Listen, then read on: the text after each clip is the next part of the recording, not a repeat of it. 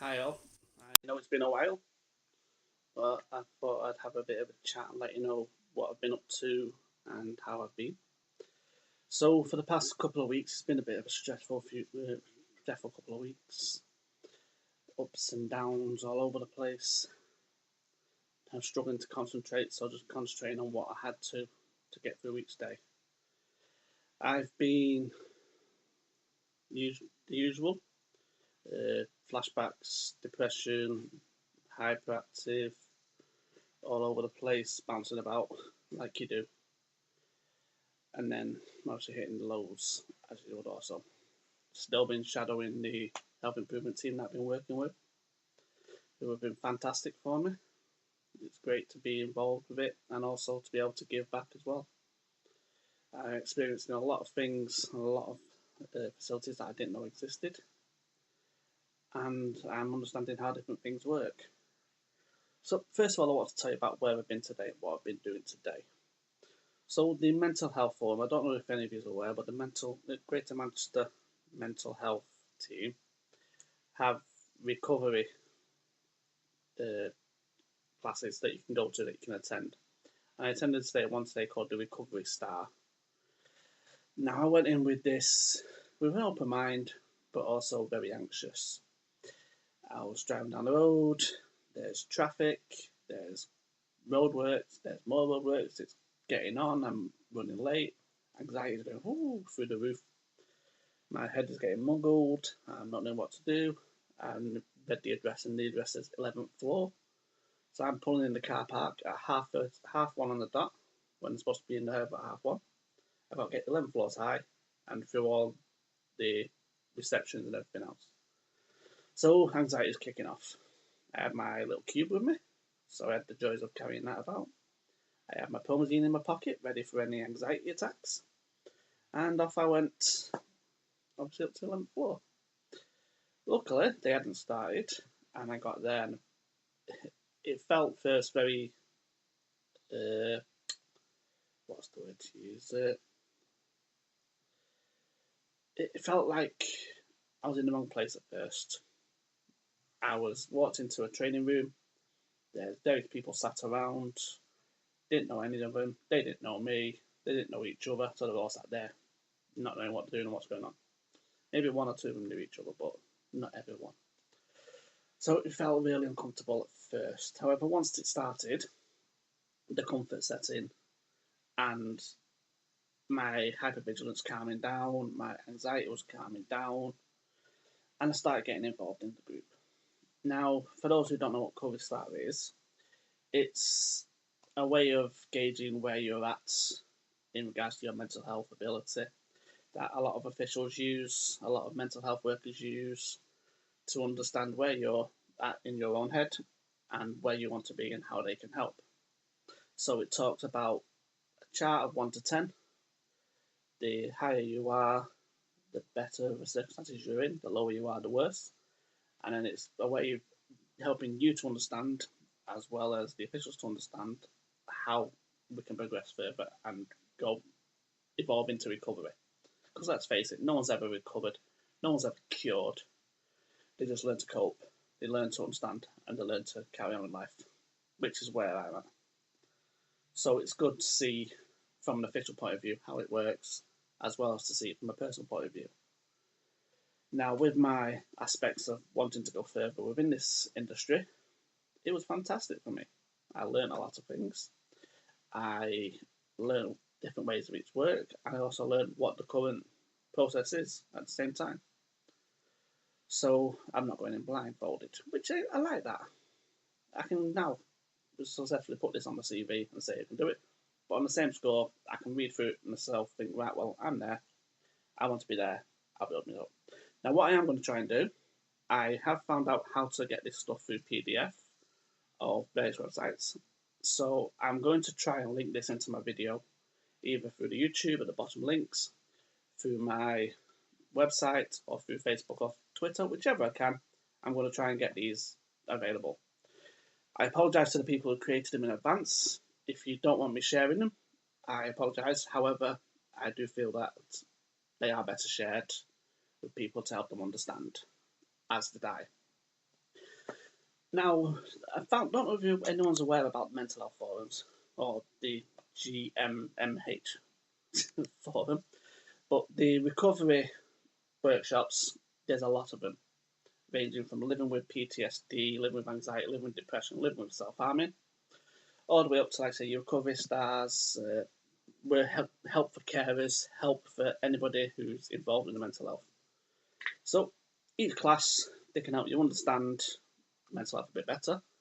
Some of them let you find out tools that work used within the business. Others, you sat down with people who have experienced the same problems, same issues, and they're like happy to talk about it to explain how they are, and so to know you're not on your own, which is pretty much what I do here. So obviously, I'm going to delve further into that. I have booked about 4 or 5 classes so far, but it has opened another line that I want to travel down, and I am going to look about how I can get involved in that further, getting more classes. So I will be following that. So keep your eye open. There may be some more about that in the future. In the meantime, I'm still carry on as I'm going on. Still going to try and get myself integrated within communities. Try and do bits of voluntary that I can do here and there, and try and get myself up each day. Because let's face it, that's the hardest part of my challenges. And anyone else's. We all know the talents. We all know. We wake up in the morning, you're like this, half awake, half asleep, thinking, do I really need to go anywhere today? Do I have to? What are the detriments if I don't? That's a big thing for me, thinking about the detriments. I never used to.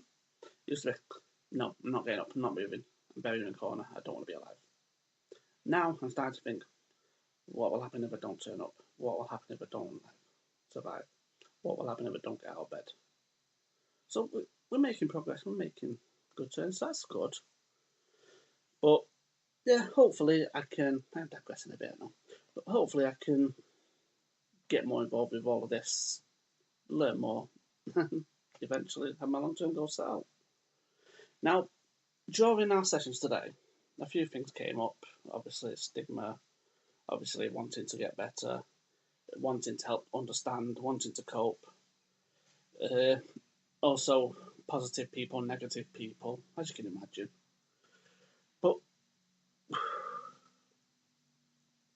I do feel it's good overall. I forgot where we're going with this now.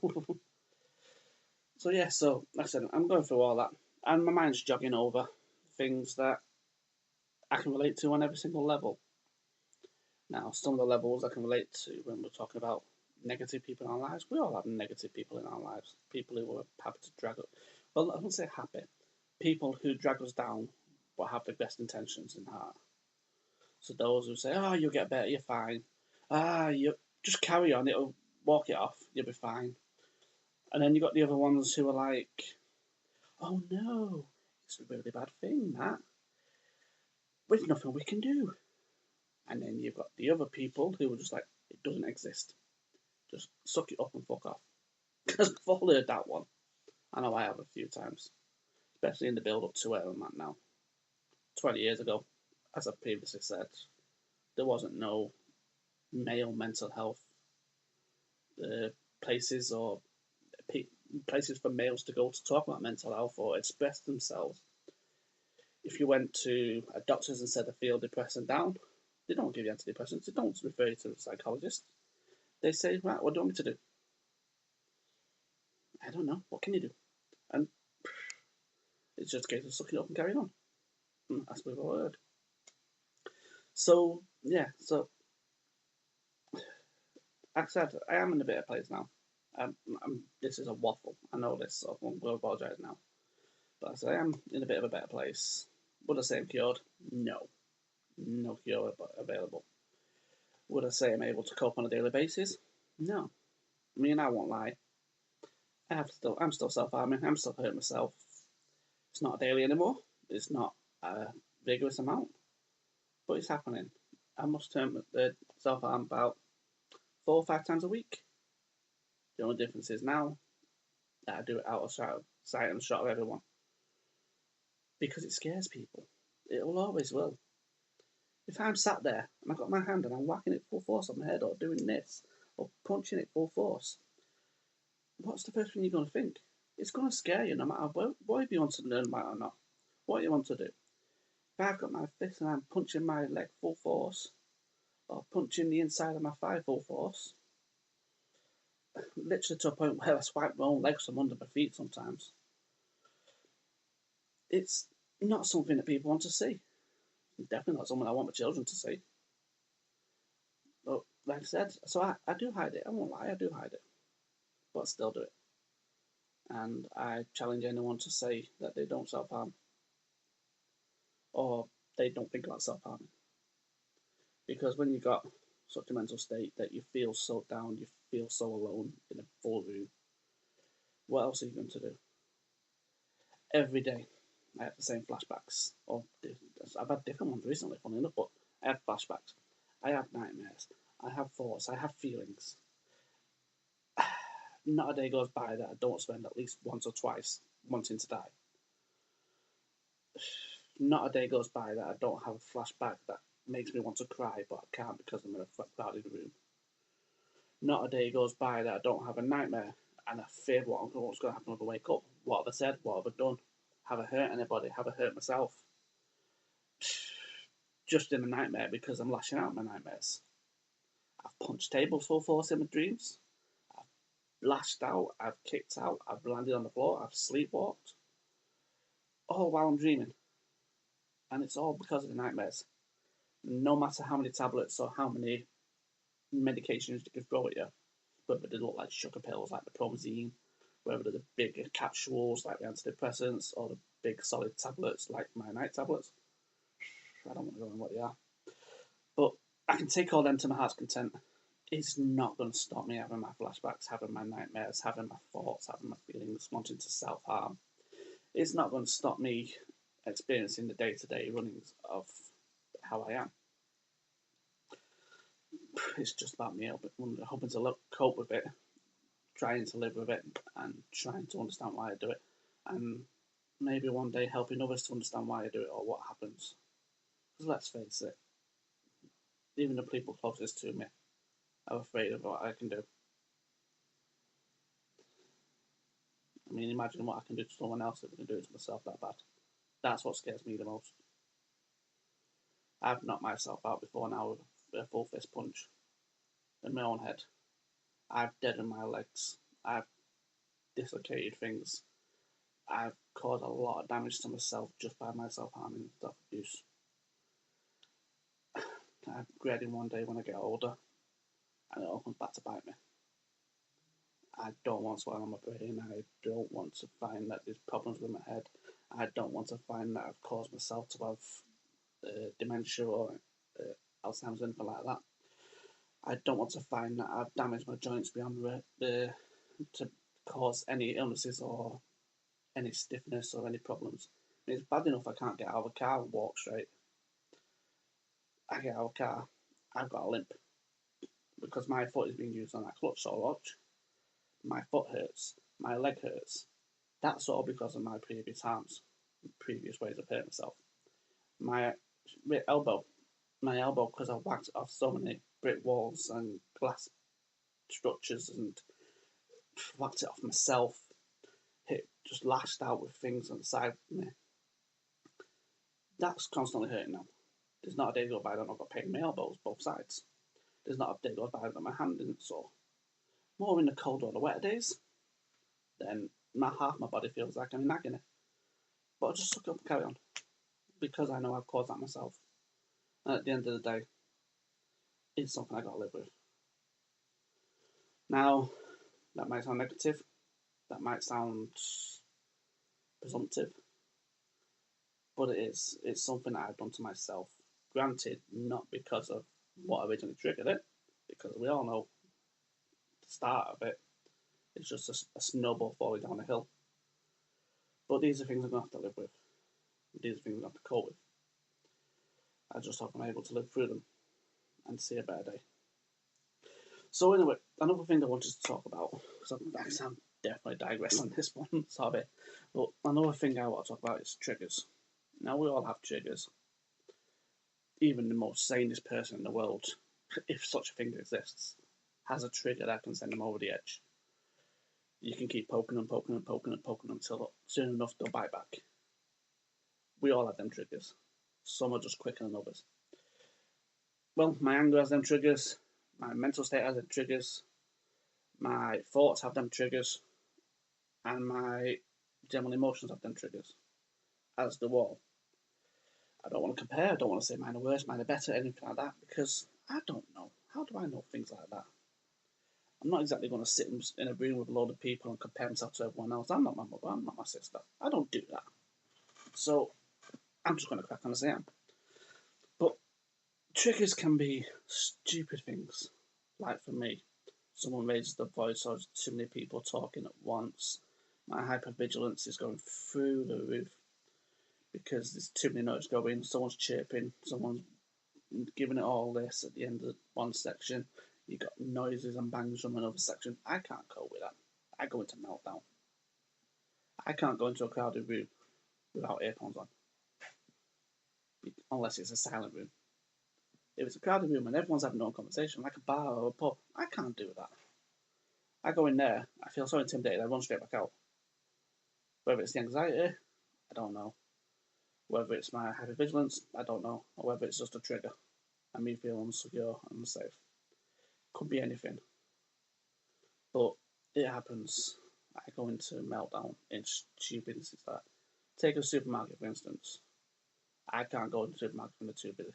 Don't get me wrong, I try. I do try and push my luck and go in. But then I end up being in a really bad place for a few hours after. I end up popping tablets, popping promazines, just to get my head straight. And like I said, for all I know, they could be sugar pills. Because personally, I don't see any difference. Yet other people tell me to do.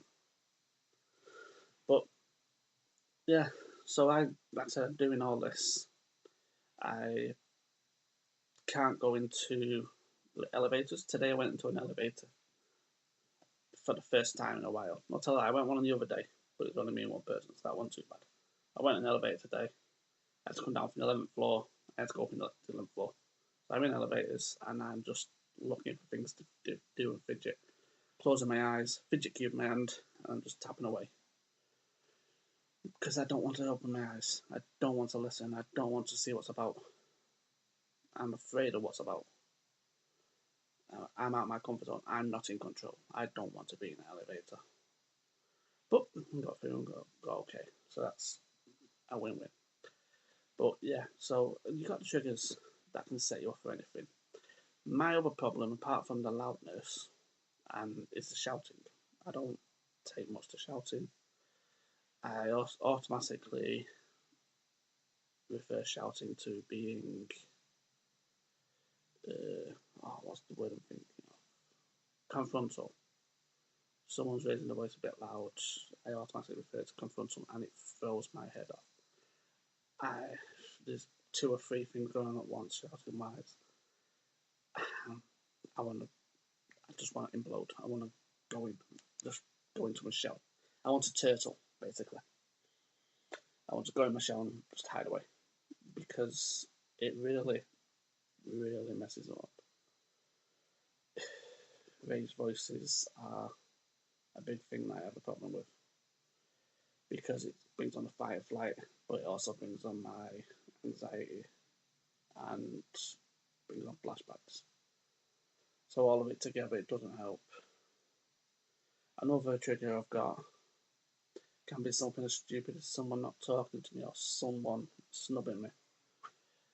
I automatically go into worst case scenario. What have I done? What have I done? What have I done? What have I done? Who was it? Was it? Or just feeling alone in a full room, like no one acknowledges you there. That can really screw my head up. I'm happy to explain these. I'm happy to tell these because I'm sure many people have them as well. But I just want to tell them from my side. It's the little things like that. If someone asks me if I want a brew, my instant response is to say no usually.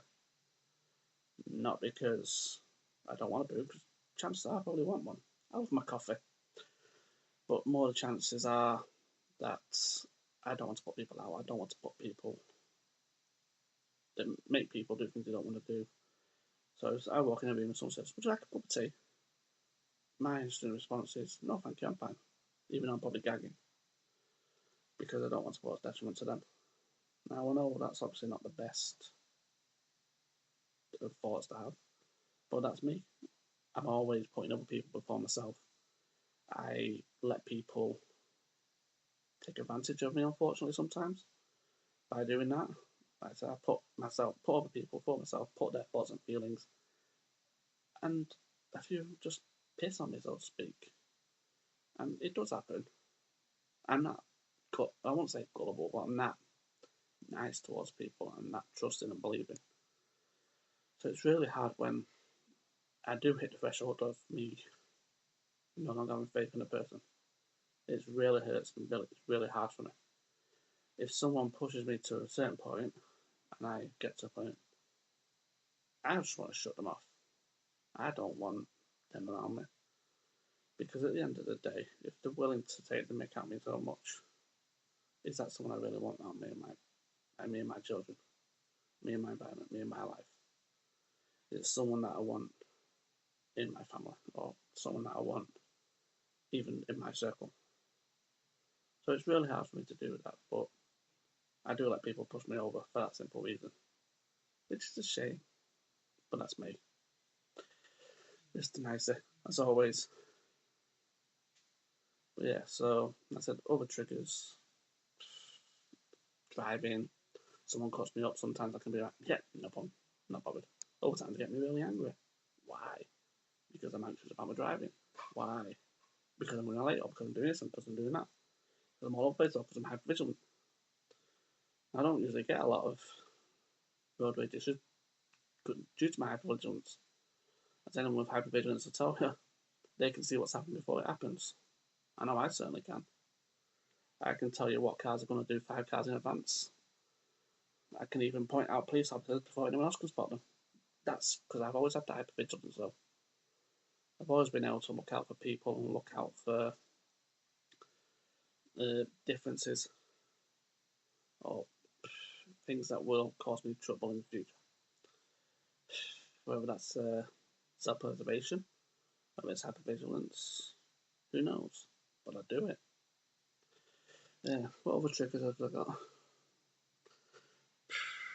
Things not in the right places, things not done right. Oh, we're going forever, really. But I think we all know where I'm going with this. Now, another thing we spoke about today was different mental healths. I met a girl with BPD today. That's borderline personality disorder. I met someone else who has PTSD like myself. I met someone else who has had a full-on breakdown, nervous disposition with anxiety. You meet different people and you see different conditions. But it's very scary when you think about them, really. Mental health in a circle is a very vast thing. It can be something as stupid as someone telling you a traumatic thing and you having nightmares about it, all the way through to full personality disorder, which used to be called schizophrenia, which is, like I said, once again, is an open vast majority, but it can mean you're different one day than the next. Now, have you ever thought about each diagnosis or a few diagnoses and thought, I fit in that category? But do I? I do this all the time. I overthink. Like I said, I've been suffering with mental health problems for many, many years. Since as long as I can remember. I've had the diagnosis of whatever it is, the milder form of bipolar. I've had diagnosis of bipolar. I've had diagnosis of depression, anxiety. I've had diagnoses of, I think now I've got PTSD. You name it, it's all been discussed. But think about it. Bipolar disorder, the main signs. First of all, you can have 2 states. You can have either severe depression, which I get, or severe, what's it called? When you're high and happy. And I get that as well. I can flip from one to the next, one to the next, one to the next. Is that bipolar? Oh wait, is it BPD or is it PD? Is it personality disorder? One day I can be a complete and utter twat. The next day I can be the happiest person you can ever meet. But it's not always daily. It can be happening in minutes. 1 minute I can be bouncing around the room, laughing and joking, telling the craziest jokes you'll ever see, doing the silliest things, talking about random stuff, talking extremely fast, just getting excited and happy about anything and everything. The next minute, I can just be sat down, gone. I want to die. And I mean literally. I am sat there in a room full of crowded people, all of whom have just experienced me having the most craziest half an hour ever. Now thinking, how can I kill myself? What is the best way for me to go?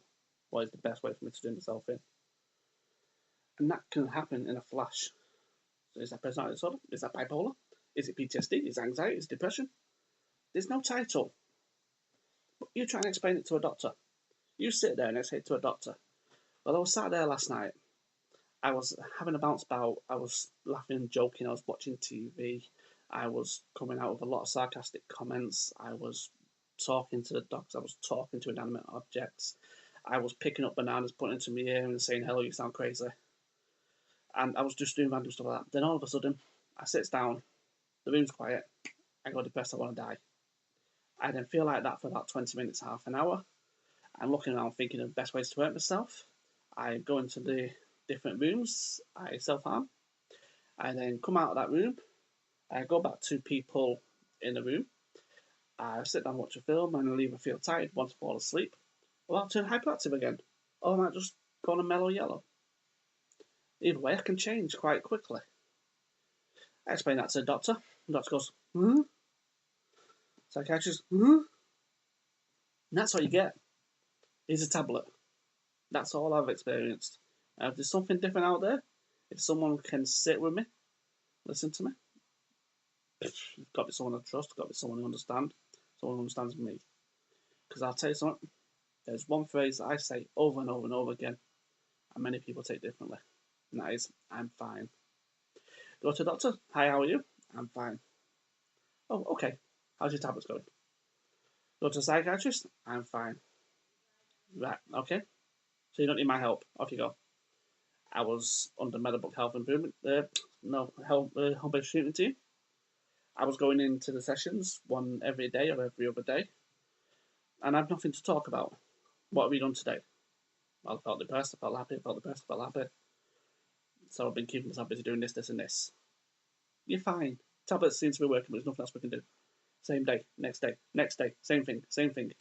I break down one day, be honest and talk, and I feel really bad for doing it because I feel like I've taken too much of their time. So next day, I'm fine, and so on and so forth. And they discharge me. Here's your tablets, the highest dose we'll ever give you. Off you go, bye bye. And then you've got the psychotherapy side.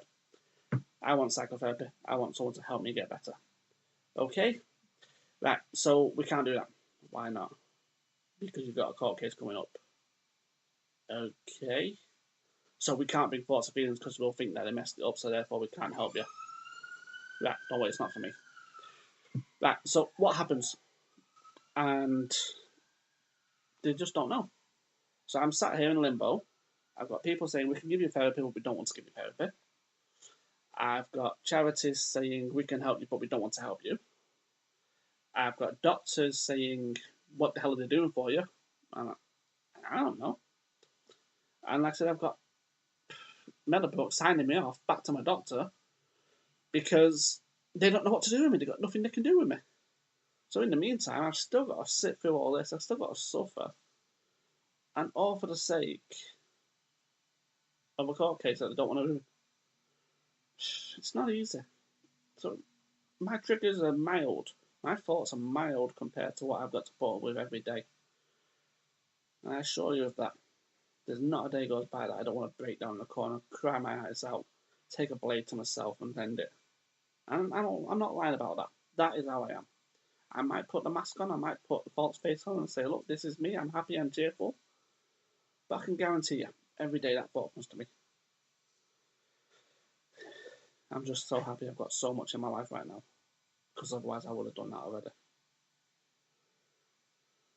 I'm so happy for who I have in my life. I said, I know it's hard for them. I know it's hard for anyone who knows me, anyone who sees me, anyone who spends time with me, to understand me, to understand where I'm coming from, what I'm saying, what I'm doing, to understand why I self-harm. I even know it's hard for him to acknowledge why my mood changed from one step to the other. And it does. I can just drop in a matter of seconds and then go elated. But yeah, so I digress anyway. So like I said,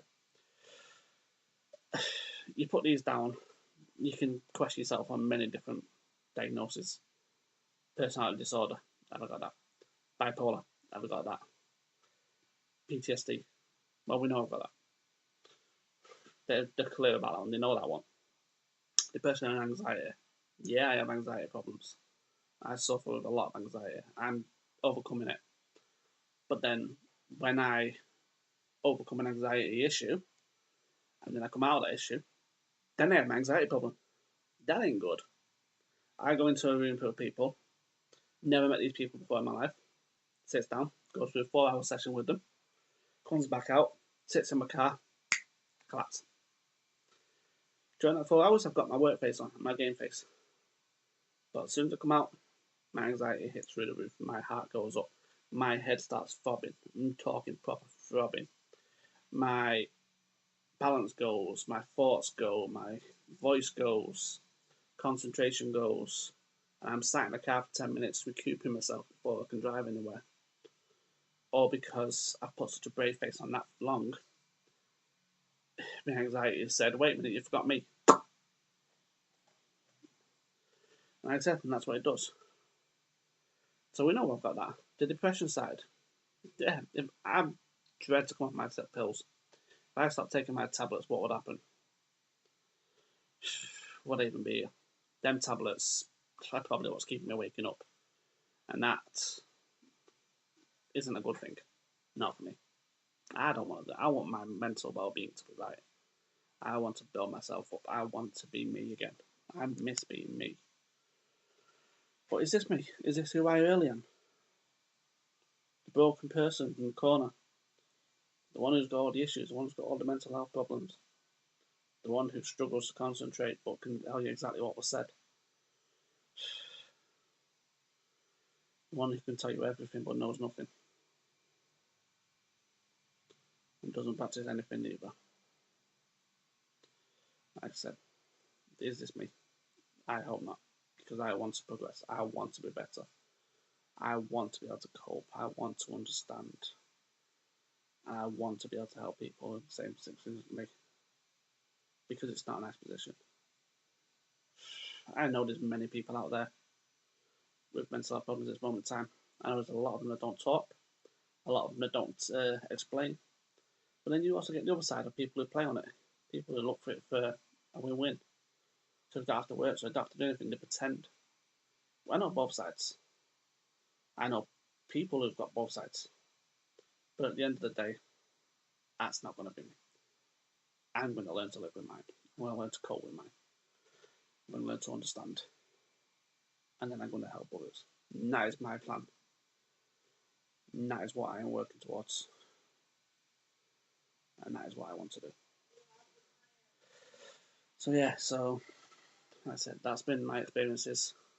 I know I'm supposed to be doing some other stuff.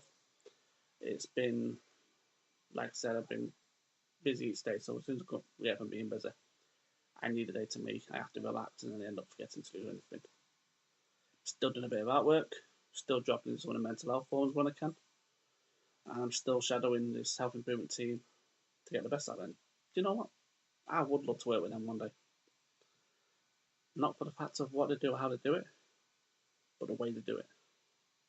They help people in ways that you wouldn't expect. Something as little as going to an outdoor gym for an hour, or just sitting and having a chat, having a drink of coffee after a walk, going for a walk around the park and having a coffee. You think, that's boring. Why would I get out of bed to go and do that? But that's it. You get out of bed. You go. You meet new people. You meet people that you've already met and you get to know more. You end up joining groups. You end up going over places with them. You end up getting a full social lifestyle and not realising. And that I love. I've seen people in the service who you wouldn't expect to be out in social circumstances who got a calendar busier than mine, a calendar busier than the children. And they're always busy with their phone like this. So, yeah, it's good to see. It's amazing to see the work that they do. And I hope one day I can do something that's even half as good as what they do. Because I've got nothing but praise for them. Anyway, I'm going to stop boring you. I might have another chat in a couple of days. If I get a chance to, or if I'm well enough to. I'm going to try and put the links on for what I've been doing today, and also keep you updated as to anything else that I do. So thank you very much for listening to me waffle on. Thank you very much for any comments or shares that I get, because at the end of the day, I don't want to earn money from this. I'm not doing it because to be a YouTuber or anything like that. I'm doing this because I want to help other people, to let them know what I'm experiencing, what I go through, and let them know that it's either normal or there's help out there for it. So thank you very much for taking time to listen.